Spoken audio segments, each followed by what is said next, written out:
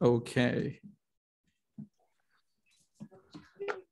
Hello, guys, and welcome to my show. This is the Roy Yosevich show, and in the show, I host and speak with the most interesting and influential people from all around the world to discuss science, religion, philosophy, and even linguistics. And my guest today is the world-renowned Noam Chomsky, or as we say it in Hebrew, Noam Chomsky. Noam Chomsky is a linguist by his profession, but is much more. Is one of the most famous and important intellectual of our times. He wrote over 100 books and is one of the harshest critics of US foreign policy and Israel policy in general. So, Professor Noam Chomsky, many thanks for coming to this show today. How are you? Very well. Glad to be with you. Now, you are 93 years old, and we record this in the day of Tu B'Shvat, the Jewish holiday for the plants and the trees. So in the spirit of the holiday, first, let me bless you that your valuable fruits will remain with humanity forever. And I want to start with just bless you with good health for many years to come. Okay? So now, let me ask you this. Sometimes the only sin of a great and famous man is that his offsprings are even much more famous. It was the case with Amram, the father of Moses, and it was the case with Galileo and Charles Darwin, which was named after his grandparents, after his grandfather. Now, history will associate the name Chomsky with your groundbreaking work. However, your father, Zev William Chomsky, was also a great man, an author and the linguist of the Hebrew language. So with your permission, let me start with what is the most vivid memory that you have from your father? Well, with my father, every Friday night, by the time I was 7 or 8 years old, we would read Hebrew together, starting with simple things. A couple of years later, reading Haskalah literature, Chadam, Mendele, Pinsker, on. Then by then I was old enough to be reading by myself, so I went on to other things. But as long as I was a child, that was every Friday night. Wow, this is truly, truly nice story. Okay, so let's start with, I think, with linguistic, because there are so many things to ask you and you cover so many things, but I think that we do need to still start with the beginning, with language and linguistics. Now, I have 3 questions regarding linguistics, okay? So one of your main findings is that although we mainly think in words, and it's hard to think without words, human beings are born with a special instinct, a special capacity, a language instinct, as Steven Pinker named it, that enables them to catch the inner structure of a language. This, in part, explains why children make certain grammatical mistakes often and never other grammatical mistakes. Okay, and this capacity is irrelevant to the language itself. I can learn the grammatical syntax or structure of Hebrew, English, French, etc. So could you please explain in simple words, what exactly does a toddler know? What does it mean that he knows the grammatical structure of a language without knowing any kind of a language? Well, first of all, we have an internal program, if you like, where our nature includes principles of cognitive structure. Some of them are specific to language, and the child does not come unprepared. Same with vision and other capacities. We're organic creatures which have a genetic endowment. Unique genetic endowment for humans, has no counterpart anywhere, is a language faculty, which provides kind of a framework that allows an infant at birth, in fact, to begin to pick up characteristics of typically the mother's language, later other information. And by the time the child is 2 or 3 years old, it has already mastered the basic properties of its language. It doesn't exhibit this information, but you can tell by experiment that in fact the child understands the fundamental properties of the language. It just grows in the mind. And children can do this for many languages simultaneously. There a friend of mine who grew up in Latvia, grew up with 5 languages, didn't even know it until he was 4 or 5 years old. He just knew you talk to your parents in German, you talk to the kids in the street in Latvian, you talk to the teacher in school in Hebrew, you talk to some other kids in Russian. It's like a sponge. You can't stop it because you're essentially pre-programmed to react in this way. Just rather the same way in which your visual system gives you an enormous amount of understanding of the world that goes far beyond any data that's available to you. So this is a form of natural growth shaped by genetic endowment. We have a faculty of language which apparently emerged pretty much along with Homo sapiens a couple 100,000 years ago, and is fundamentally a system of thinking, of thought. Language constructs the thoughts in your mind. The thoughts are what you can express in language. And just a unique human endowment that child isn't taught and doesn't really learn, just absorbs from the environment enough information to get this internal system running. This is even true for simple things like the meaning of words. If you look at the meaning of a simple word, it's pretty complicated, but children acquire the words with almost no experience. What do you mean by the meaning of different words are very complicated? Could you give me an example of a meaning, like the meaning of glass can encapsulate many different kinds of glasses? Well, what's glass? Something can look like a glass physically, but not be a glass. It could have been designed to be a paperweight, let's say, and to be used as a paperweight. So it would be a paperweight that looks like a glass. Actually, this was discussed by Aristotle. His example was house. He said, what's a house? Well, in his metaphysics, a house was an amalgam of matter and form. The matter of the house is the timbers, the bricks, and so on. The form is the purpose. The purpose, the intention, the characteristic use, and so on. Now, a child has no information about this. There's no data that says you have to understand every object in terms of both the matter of which it's composed and the design and the usage and the intentions and so on.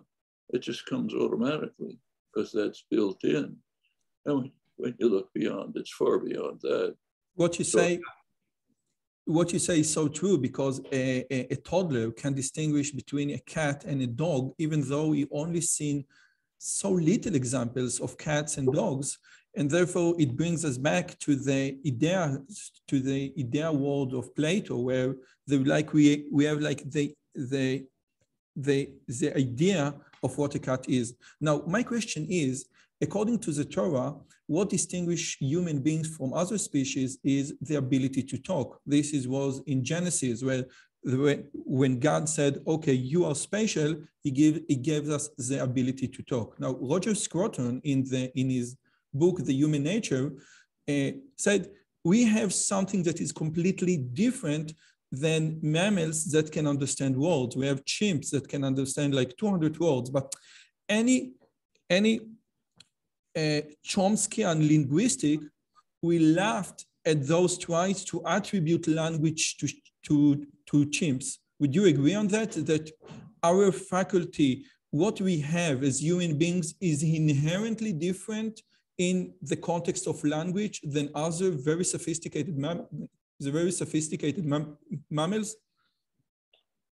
It's completely different than our closest relatives, apes. So there have, in fact, been extensive efforts to try to train chimpanzees, gorillas, extensively to see if you can get any language-like behavior out of them. And you simply can't. I mean, the most extensive experiment was actually named after me. It was called Nim Chimpsky. It was a very good psychologist, some former students of mine, good researchers, tried to raise a chimpanzee from infancy about the way you'd raise a child, except that they worked very hard on it with extensive training. Child doesn't get any training, just picks it up. But they worked really hard to try to train the chimpanzee to do something language-like. At first, they thought they were getting somewhere. First couple of years, there were some optimistic publications coming out. Then when they looked at the data carefully, turned out the chimp was just fooling them. It was doing nothing. It could not do anything. It couldn't grasp the concept apple, let's say. It just knew that if it made certain signs, I don't know, put them into a bunch of other signs, sometimes it would get a banana, you know, things like that. But the fact about with humans is beginning with the most elementary concepts like cup, cat, house, so on. Nothing remotely like it in any animal. And then the next thing, we have a capacity was recognized hundreds of years ago for infinite generation. We can construct infinitely many thoughts which have never been expressed before, which are new to us, new to somebody we're speaking to, perfectly well understood. We do it in ways which are appropriate to situations, but are not caused by the situations. We could start talking about something else right now if we chose. All of these are capacities which have no counterpart anywhere in the animal world. It's infinite capacity for construction of thoughts, expressing them, using concepts that don't exist anywhere in the organic world. So all of this is new with humans. So we can say that we all agree upon that language is very useful, very, very useful, extremely useful. And would you say that the question why evolution didn't develop language in other species like apes is a good question? No, evolution doesn't do anything for a purpose. That's a mistake. Evolution just happens. Accidents happen. So let's take... just a second. So let me rephrase my question. Why this, what do you think, why natural selection in the context of language works for human beings and didn't work for other species? Is that a good question? Well, if we look closely, it turns out that natural selection probably had almost no role in language. What appears to have happened here, we don't know a lot about early human history. There's not much evidence, but there's some. It turns out that humans began to, we know from genomic evidence that humans began to separate at least 150,000 years ago. Humans appeared, anatomically modern humans, 200,000 to 300,000 years ago. in evolutionary time, these are blink of an eye, which means that pretty much as soon as humans appeared, shortly after they began to separate, they all share the same language faculty. So you go to there are groups in Africa that are, whose ancestors were among the first groups who separated, the San people in Africa. Same language capacity we have, which means that it was already there before the separation. Now, if you look at the archaeological record, there's no indication of any meaningful symbolic activity before modern humans appeared. Maybe a chip on a bone or something, but almost nothing. Not long after humans appeared, you get very rich and complex symbolic activity. When I say not long, I mean tens of thousands of years, which is nothing, again, in evolutionary time. What appears to have happened is that some small change took place, rewiring of the brain, probably some mutation. Nature did what it always does in such a case, constructed the simplest way of dealing with the new disruption, which happened to be language, and it hasn't changed since. But that seems to be pretty much the story of language. But my question is, what would you say to a person who learned seriously your work and said, wow, Chomsky really, really has a point. And now after reading Chomsky's work, I now no longer think that we are in the same line with the animal kingdom. I think that what Chomsky showed, that there is something inherently different in human beings that distinguish them from all other animal kingdom. Would you say that this conclusion stems from your work? That's true of almost every animal you think of. I happen to live in the desert, and if I look at the desert ants out in my backyard, they have incredible cognitive capacities that humans can't begin to duplicate. Their navigational capacities are incomparably beyond anything that humans can achieve, except with complicated instruments. So they can determine whether they're in the northern or southern hemisphere. They can tell where the azimuth of the sun is, the point right below where the sun is. They can wander around the desert, find some food, go straight back to the nest, dead reckoning it's called, which humans can't do. They're unique. Okay, it's a good answer, but okay, but anyway, it's a good answer. Another question that I have now, a common wisdom today that the theory of the book 1984 is wrong. In other words, you can express any idea in any language. And if you don't have a particular word in a particular language, you will eventually come up with a new word for this.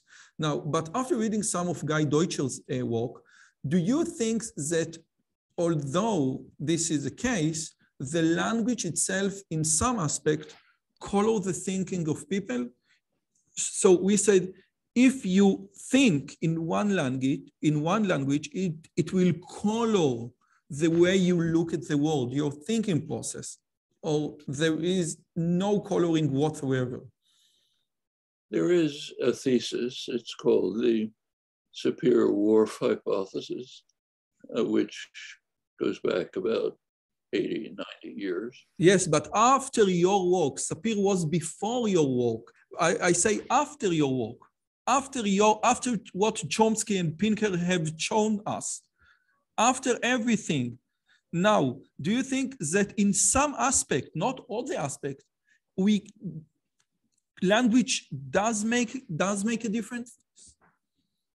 Well, I was saying this thesis has been explored experimentally for about 70 years now in efforts to try to show that the language you speak shapes your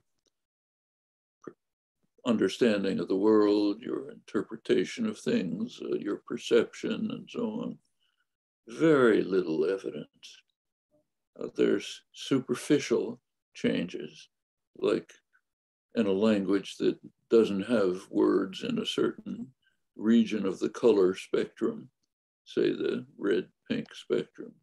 Well, their speakers of that language will have reduced, limited capacity to make distinctions that you have if you have the words. But that's trivial. You have a way of using it, but there's almost nothing that's been found that goes beyond that. So there are many languages, mostly, except for, great number of languages, have no words for numbers beyond the small numbers, maybe up to 4 or 5. But when you investigate those people, turns out they have the number concept. They just use other means to express it. So if they want 10, they'll go like that. If they move into a market economy, they can handle it in no time. So the concepts are all there, and they come out. There probably are some marginal difference. Well, you're bilingual. You can ask yourself. Basically, you see the world the same way. Yes. Now, the theory of Guy Deutscher, I think, is what distinguishes languages, not what they don't let you express, is what they force you to express. In other words, when I say, yesterday I had a dinner with a friend, you, as an English speaker, don't know whether the friend is male or female, but in Hebrew or in French, I must give you this fact. I said, הייתה לי ארוחת ערב עם חבר, with a friend, or with a girlfriend, with חברה. So Hebrew and French force you to give these certain types of facts that English doesn't force you to give. Yeah. Now, the question is, okay, so what? Okay. You have the same thoughts. Yeah. You just express them in slightly different ways. So male and female, you understand in English. If I say the person was here, she left, I know what it is. Okay.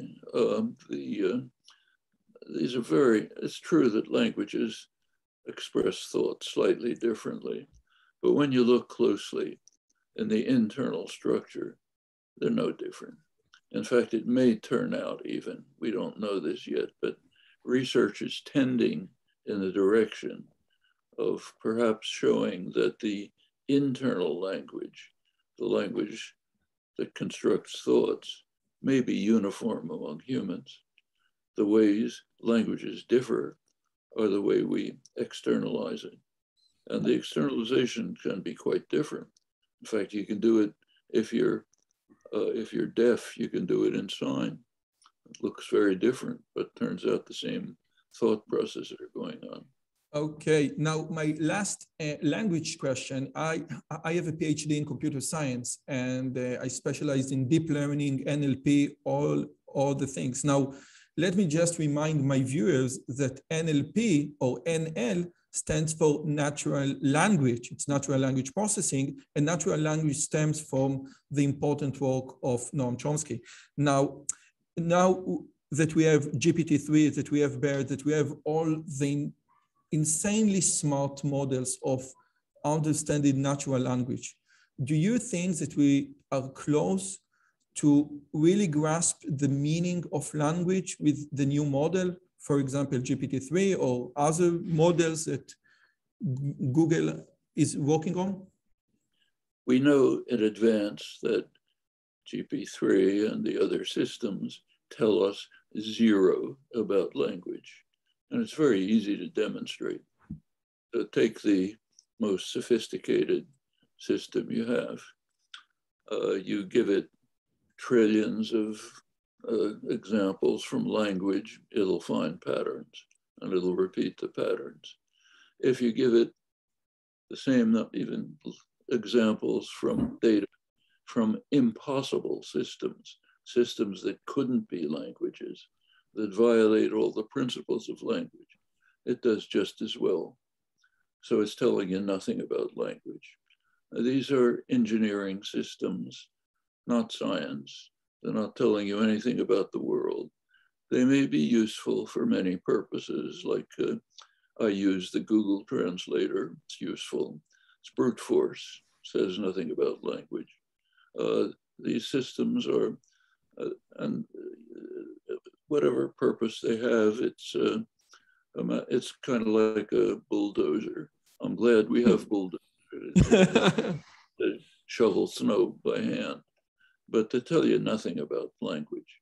And we know they can't tell you anything because of this simple fact that they work just as well for things that violate all the principles of language as they do for things that conform to them.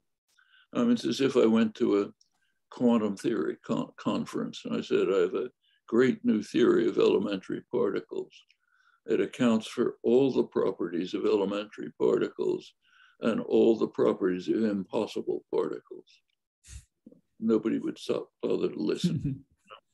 But again, it is useful. And I think that many people in the industry, Gary Marcus, Melanie Mitchell, many good thinkers, many brilliant thinkers thinks the same way that you think, that those natural language processing are not even close to grasp the meaning of language. They're extremely well in figuring out statistical correlations. But we will wait and see. Maybe in the near future or in the far future, we will have something that will produce real, what we call artificial general intelligence. And again, I must mention that the Turing test, which was coined, I think, in like over almost 100 years ago, involved language. If a computer can speak, can communicate, this is like the big sign of language. Would you agree with Turing? He had something?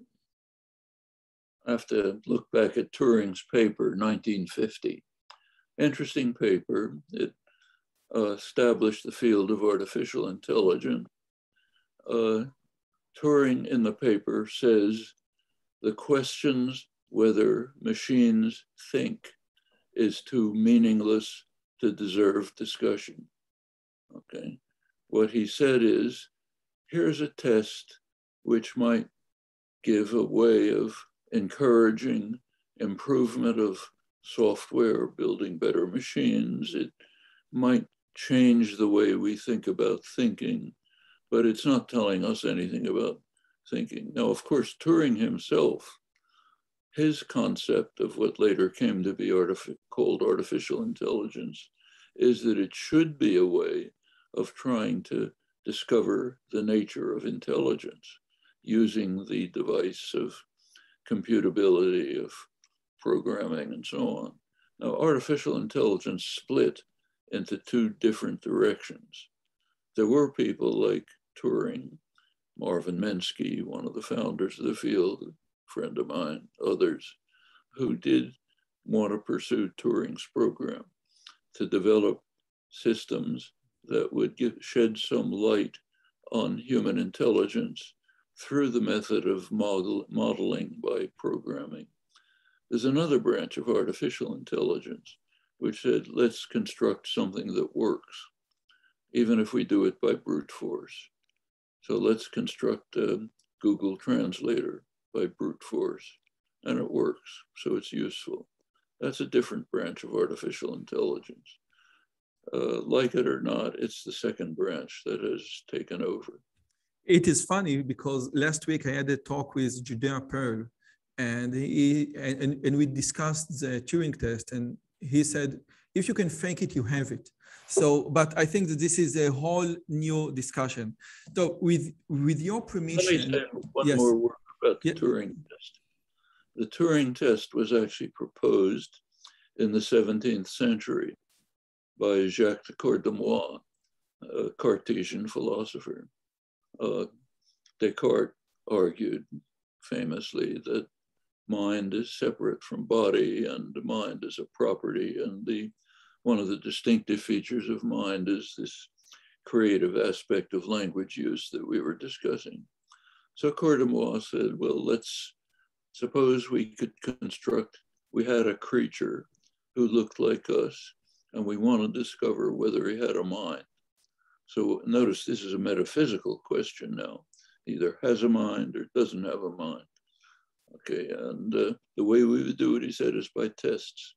We would give language tests. We try and see when we say something, does the creature respond in the proper fashion? And you run through a series of tests. This is the Turing test. Then if the creature passes all the tests, it would only be reasonable to assume that it has a mind like ours. Now that's science. That's like asking for a litmus test for intelligence, where intelligence was a property distinct from matter in the Cartesian framework.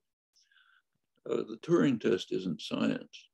It's not trying to find a property that the creature has. It's asking, how well can you do in simulating something? Could be useful for Turing purposes. Yes. It is useful for engineering. I never thought about it in this way, and I need to rethink about it. Okay, now with your permission, okay, so this is language and this is great. Now, with your permission, let me move to the harder questions, and I did my best to rephrase them politely. Now, you and I think, are different in many aspects. I'm a conservative Orthodox Jew living in Israel and basically think that Israel is the good side in the story. And you couldn't be farther away. But I think that we share many things in common in our, in what we want to strive. We strive for a better world. And we want to make the world a better place. And I will even say that this is a Jewish thing, like tikkun olam, make the world a better place. And I wonder what the things that distinguish us. And I came to what I think is the Thomas Sowell conflict of vision. Is this what distinguishes us? Am I in the constrained theory and you're in the unconstrained? So how could we both seek for the same thing, make the world a better place, and so profoundly different in many aspects of life? We're both human beings. We share many things, like the language capacity, like moral capacities. Turns out when you study comparative moral systems, and in fact study children's moral judgments, you find many commonalities. There's fundamental principles that seem to be very widely shared in the human species.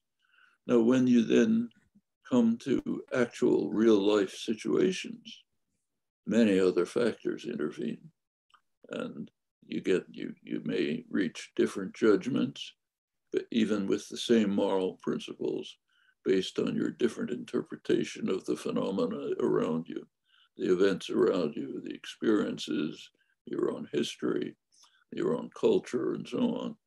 So many different factors intervene to determine how we perceive things, how we react, how we interpret things, even though we're fundamentally the same. That's true of what are called physical characteristics too. You look different than I do, but from the point of view of an ape, we're identical.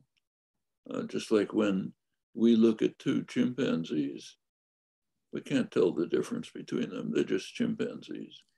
Chimpanzees can tell the difference. They see a lot of difference. And I can tell, and I can say that you are not familiar with the facts, or neither do I know, not familiar with the facts. In other words, when I hear you discuss, for example, the US foreign policy or the Israeli-Palestine conflict, you are well established in the facts. You know the facts. So it's not that you or I are missing very important facts. Listen, but you didn't know about ABC. You know the facts, but I think that something is profoundly different in the way you look at things. And it strikes me as hell because in Israel, yes, the name Noam Chomsky is a notoriously famous name, okay? And my grandfather always told me, if someone loves you, he will critique you. And I think that this is what you do, yes? If you love someone, you critique him because you want him to be better. And this is what my grandfather told me.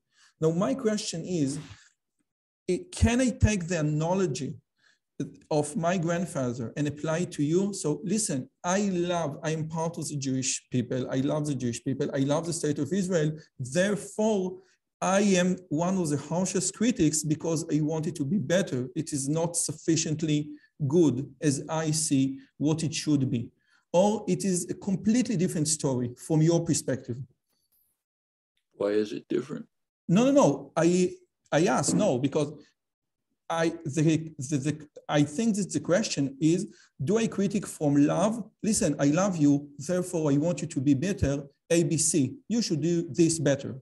And I think that we know that critics or that comes from love is different than critics that come from I don't care. What is it that you love, the state of Israel? You ask me? Yeah. Wow, this is a great question. And first, it's my house. First, it's my home. It's not house, it's home. And second, I think as an Orthodox and a religious Jew, I think and I want to believe that the state of Israel is here to express something good for the world, to say, listen, this is how we should behave. This is God's place on earth. This is light upon to the nations. Now, we are not there yet. Absolutely. We are not light upon the nations yet. But I think that what the Jewish people need to do is to strive to be light upon to the nations. Okay?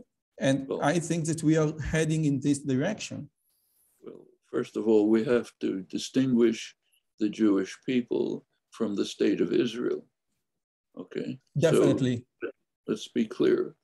To love a state is paganism. I had a long, I'm sure you knew, Yeshayahu Leibovitz. Yeah, definitely. I had a very long discussion with him about this, must have been 30 years ago, 25 years ago. He regarded, like you, he was an Orthodox Jew. He regarded love for the state of Israel as a disgrace, paganism. You don't love states. He regarded that as a deep disgrace of the modern Jewish people.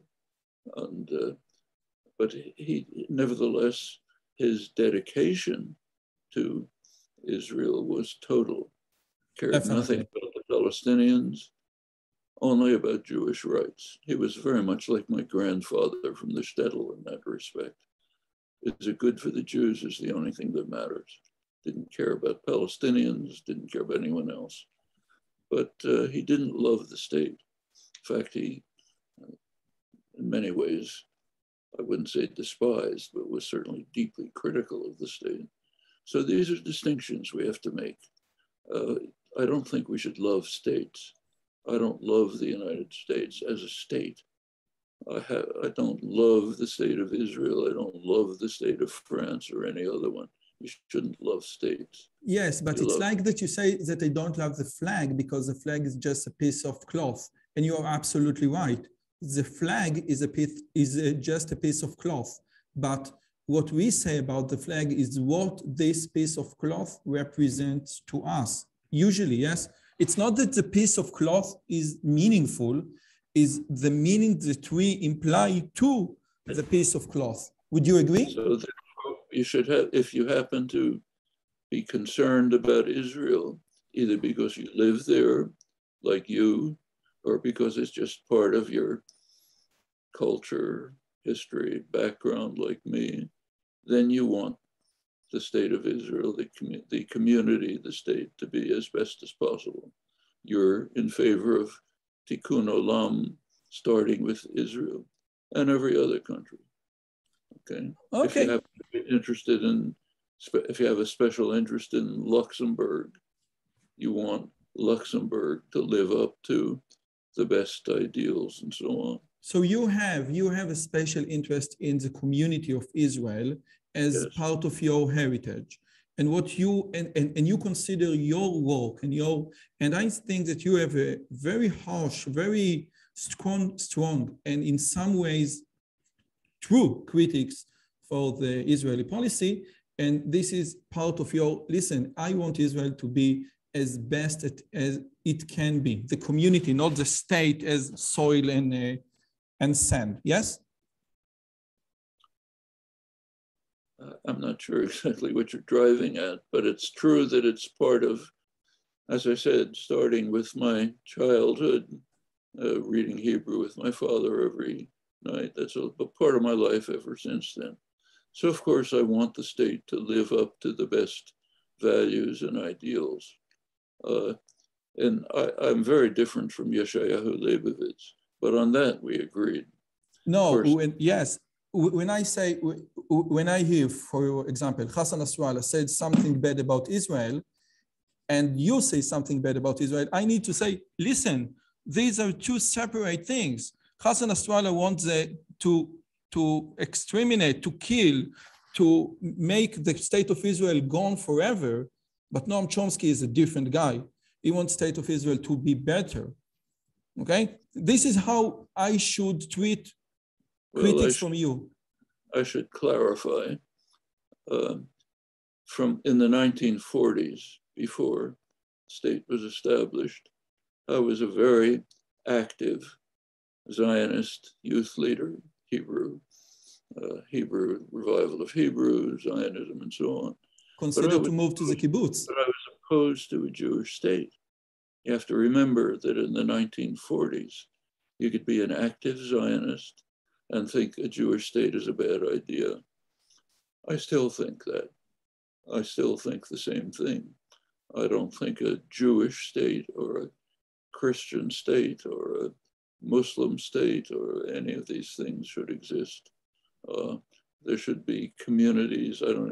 Not even in favor of states. Like if state systems erode, I think that can be beneficial. I should tell you one of my experiences when I lived in Israel for a while, 70 years ago. It is very different now, Noam, very different now. Very different. I was in a kibbutz at the time for a couple of months, and I was in my 20s, young person. I was hiking up in the northern Galilee one evening, and a Jeep pulled up in a road behind me, and somebody got out of the Jeep and started yelling at me to come back. I said, "What's the problem?" He said, "You've crossed into Lebanon." Okay. At that point, there was no Lebanon-Israel border. Now, of course, it's bristling with weapons. That's the way it ought to be. The Lebanon-Israel border is completely artificial. It was established by British imperialism, British and French imperialism, like almost all borders in the world. If these borders were to erode, I think it would be very beneficial to everyone. So to the extent, let's take Europe. For centuries, the main goal of Europeans was to slaughter each other. Massive slaughter. 17th century, 30 years war, about probably a third of the population of Germany was wiped out over religious disputes. Well, 1945, that ended. Since then, Europe has moved slowly towards erosion of state borders. There's some positive, some negative aspects of it, but the elimination of the state conflict is a beneficial thing. Yes, so but I'm in favor of states, but let if, alone a Jewish state. But if that doesn't mean I'm any different in attitude toward what should happen to the community of people there than I was 70 years ago.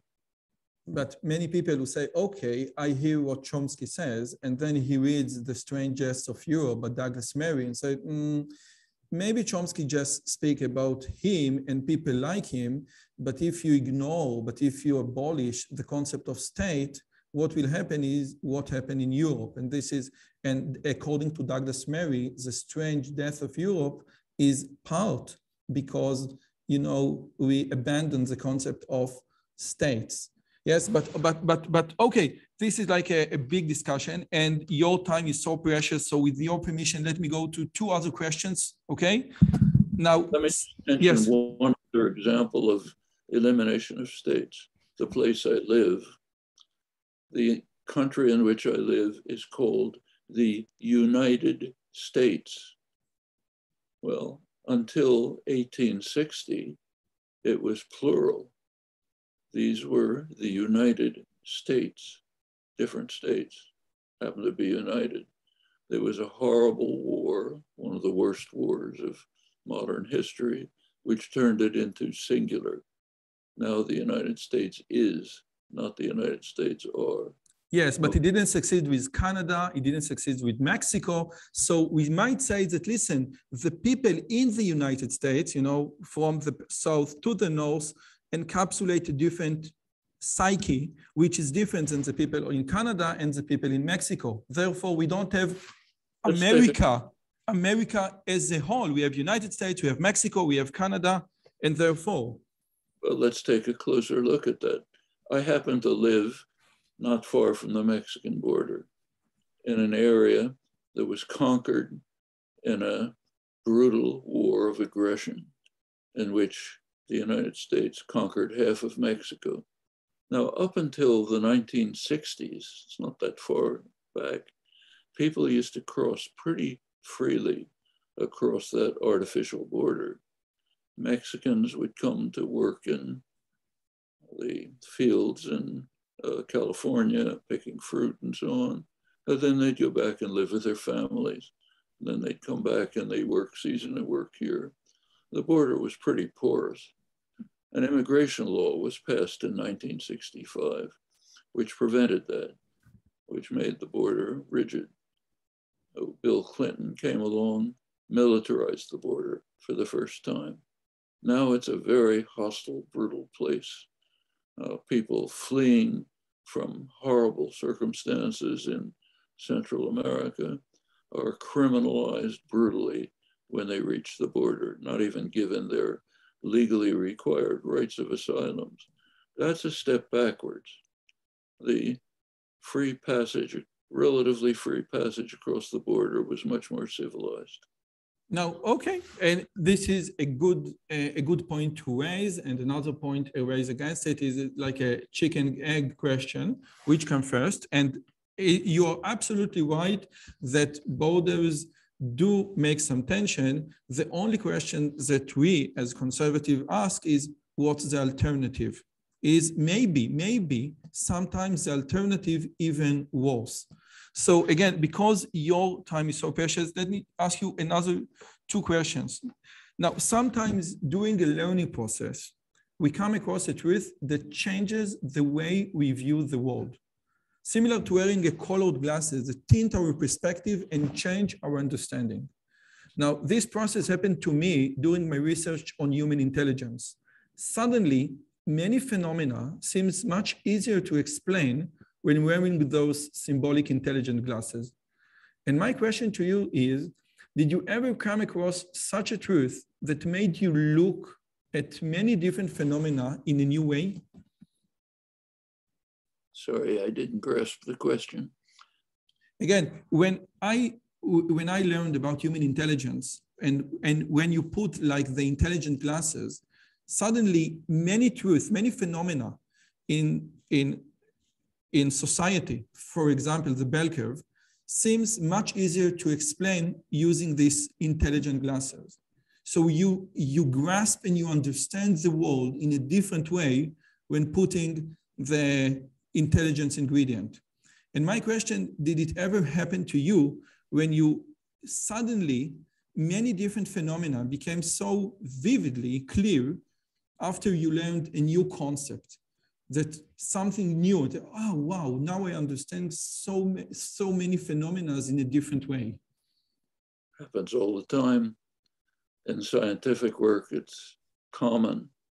Actually, there's a famous physicist, John Wheeler, physicist at the Institute for Advanced Study in the Manhattan Project, who once said that someday, maybe in a century, maybe in millennia, we'll somehow we'll come across an idea so simple, so obvious, that it'll make everything fall into place.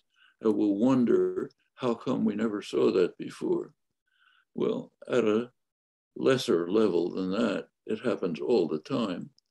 Anytime you're working on a problem, there's chaos. All of a sudden, an idea comes along, it all falls into place. And that includes the things we've been talking about. So what we were discussing at the beginning about the nature of language, you couldn't have possibly envisioned that 50, 60 years ago. For most linguists, it's incomprehensible today. I happen to think it's true, but it's a small minority. But if it's true, it's a simple idea that makes lots of things fall into place. Okay, it's not a simple idea, but it's a great idea. Same in life. Take the anecdote I told you, walking across the Lebanese border. Well, that made me think about the world differently. Suddenly it struck me, why should we have these borders? It's meaningless. Never really thought about it much before. But here I am, crossing a piece of land. There's nothing to distinguish north of it from south of it. Violent imperialist power drew a line. The people across these lines have to shoot each other and hate each other. Why can't they just live together? Okay. Okay. Now, okay, this is great. Another question is Bertrand Russell, which is a philosopher which I highly admire, named one of his last interviews as 80 years, and you're 93, 80 years of changing beliefs and unchanging hopes. He said that he's willing to change his belief about the world and about how it goes, but not his hope for the world. And you're 13 years older than Russell now. Have you ever changed your beliefs on the world or ever changed your hopes regarding to the world? Have I changed my beliefs about the world? Yes. Enormously. I'll give you an example involving Israel.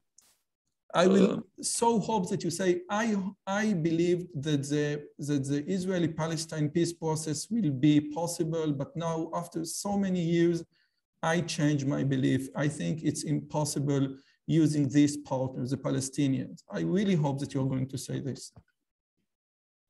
Well, in this respect, I'm a conservative, not a radical.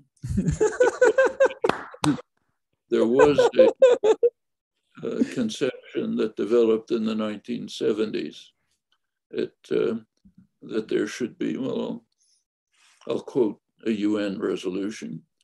1976, Security Council debated a resolution which called for a two-state settlement on the Green Line, internationally recognized border, with guarantees, Israel and Palestine, with guarantees for the rights of each state, I'm quoting it now, to exist in peace and security within secure and recognized borders. That was 1976. It was supported by Egypt, Syria, Jordan, tentatively by the PLO. They didn't take a strong stand, didn't object. Israel violently opposed it. Yitzhak Rabin, who was then prime minister, said, we will never deal with any Palestinians on any issue. Chaim Herzog, who was ambassador, later said that this resolution was created by the PLO, which was perfect nonsense, in order to destroy Israel. We'll never have anything to do with it. The United States vetoed the resolution. Well, that became a kind of international consensus. Israel, I won't run through the whole history. We don't have time for that. But I still think that I don't like that solution. I think it's an awful solution because, as I say, I don't think there should be separate states. My own view from childhood was that there should be a binational community in the former Palestine and that the borders with other countries should erode. I still think that. But in the short term, I think something like that Security Council resolution is the best let's say, the least bad of short-term options. And I think it's still realizable. So you didn't change your beliefs? Well, you said, yes, I will give you an example regarding Israel. I said I'm a conservative on that. Yes. I still hold both beliefs that this is the least bad of short-term options, and that the long-term option should be a binational community with erosion of borders that brings in relations with the surrounding areas long-term. But on that, I remain very conservative. Okay, it's like, I think that Thomas Sowell said that some of those ideas are so not related to not related to realities that only academics can believe in them. but I truly understand. I think that I truly understand your point. And the last question, which is the harshest, and I thought about how to ask you this. When I prepared for this conversation, and I did a massive preparation, because speaking with you are absolutely one of the giants of the 20th century, and it's a great honor for me. And when I prepared for this conversation, many people in Israel and many people in the Orthodox community in the US refer to what you're doing as, and let me quote them, as a self-hating Jew. And you yourself, when you quote them, you say that they are saying that you are Ocher Israel. And again, what your answers to them is, we know, guys, you don't pay attention to what I said, just who am I? It doesn't matter. Could you please be more systematic? Could you please answer to my arguments and not who am I?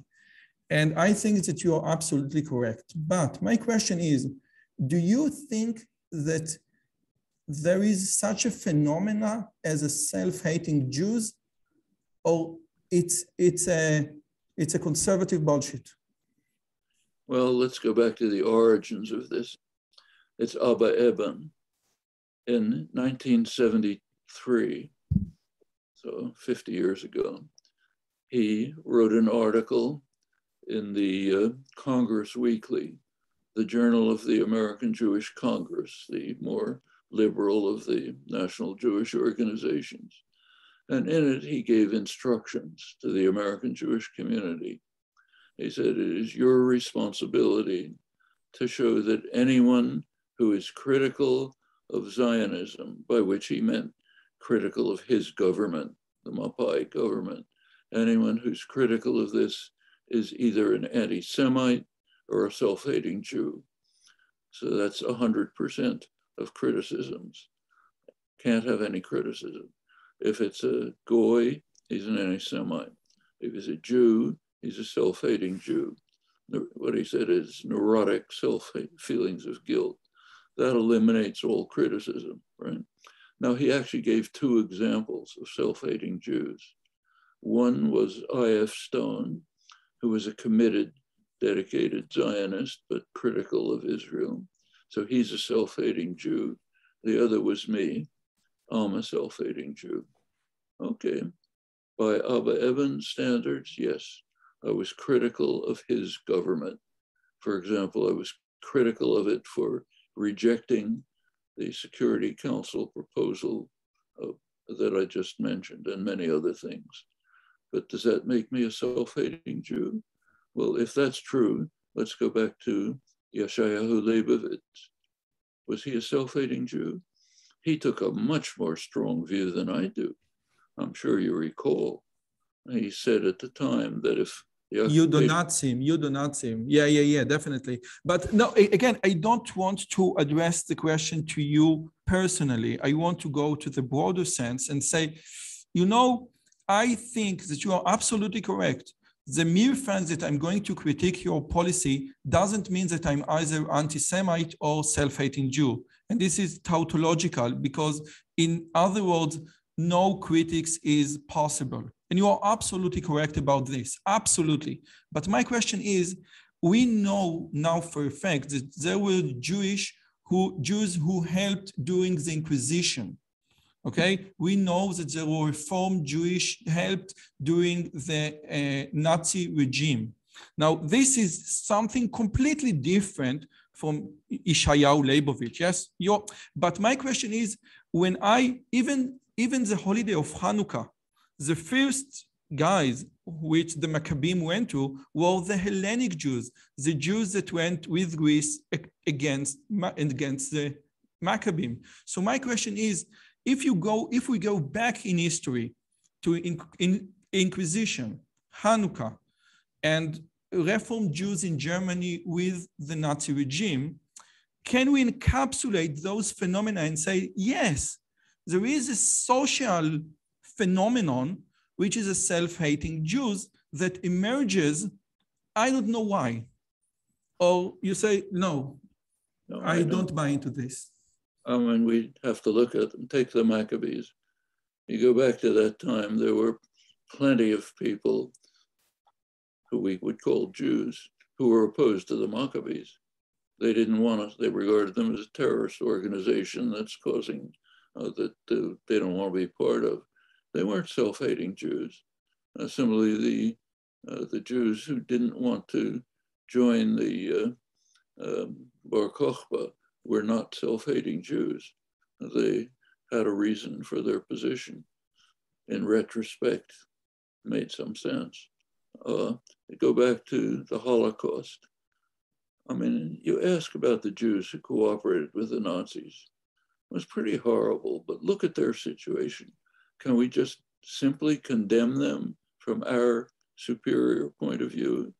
Suppose you're in that situation. I think they made a rotten, horrible choice, but it's not beyond our capacity to understand. Okay. Okay. Okay. I think that it's a hard question, and I even didn't know whether to ask it or not. But again, your name is so strong and raised so many emotions in Israel that I had to put it up front. And I think that you have a good answer. Maybe, okay. And so Noam Chomsky, thank you so much for your time and interview. This was great. Do you have my viewers are mainly young conservative, but not all of them conservative and liberals, some religious, some not, which all of them know your name. Do you have any advice to young Israelis who want to make the world a better place, from Noam Chomsky? They don't have to turn to me for advice. They know what to do. They can see what's around them. They can find the problems internal to Israel. There are many. One of them has to do with the Palestinians. The occupation is, first of all, illegal. Secondly, brutal, coercive, shocking. There are crimes being committed every day. There's discrimination inside Israel. There are serious problems about how to deal with how the Haredi and secular population should accommodate to one another. These are all problems inside Israel and the territories it illegally and cruelly occupies.